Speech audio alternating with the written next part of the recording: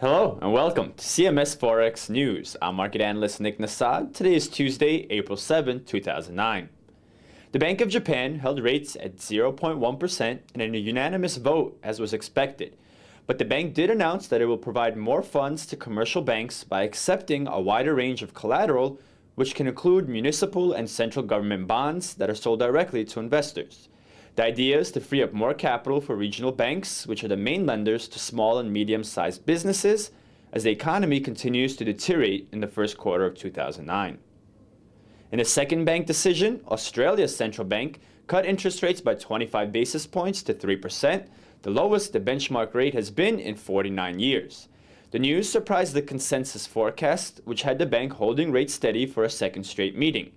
The rates for mortgages and business loans are low. The bank judged that further loosening of monetary policy was necessary in order to help stimulate an economy that continues to contract. Due to the global recession, Australia is seeing weak demand for their exports and natural resources, which is causing companies to lay off workers in that sector. The Aussie-US dollar pair dipped in the immediate aftermath of the RBA decision, falling to 0.7045. However, the pair did not stay there and saw back-and-forth movement throughout the rest of the session. In New York trading, the Aussie retested its highs near the 0.7160 area, which was the high set in the European session. The yen gained overnight as the sense of risk aversion we saw in yesterday's session worked its way through Asian markets, and European stocks saw a second day of declines. That pushed the dollar-yen pair down to the 99.90 level overnight, from which it counter-rallied at the start of New York trading. U.S. stocks opened the session lower and were down throughout the day as traders braced for ugly first quarter earning reports. The European economy contracted more than originally estimated in the fourth quarter. Growth contracted 1.6% compared to the third quarter, while on the year growth was down 1.5%. A bigger than expected fall in business investment and consumer spending accounted for the difference. The ECB cut rates to 1.25%, a record low, and seems ready to examine non-standard measures to stimulate the economy. The euro-dollar pair continued its decline from yesterday, breaking below an upward sloping line of support from last week. That break coincided with the weaker Eurozone GDP data, and the pair found support at the 1.3230 level. That pares down the gains we saw last week, and if risk aversion picks up this week, we may see further gains for the dollar following the break of this short-term support. In the UK, manufacturing production continues its slump with output down 0.9% in February. That's the 12th straight month of declines, though the monthly decline was not as steep as it has been in the last 4 months.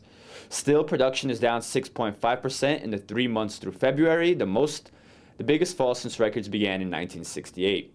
Factories are cutting back their production of items such as cars, which have seen sales decline 31% in March alone.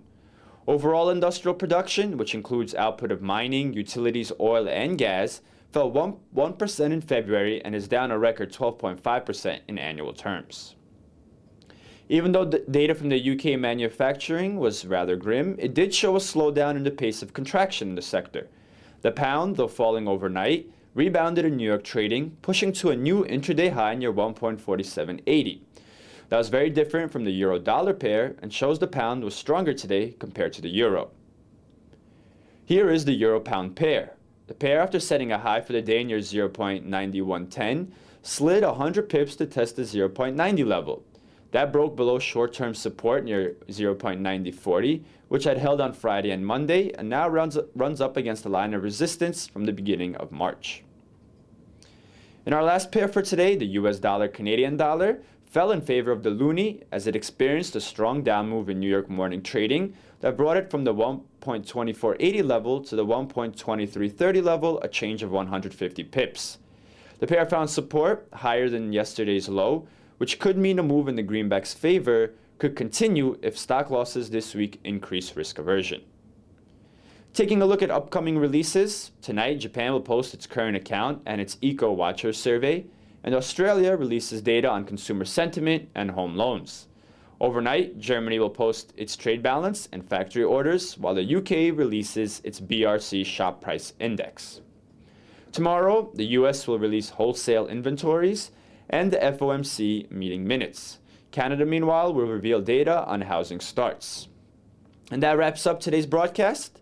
Thank you for joining us here at CMSFX.com, and happy trading.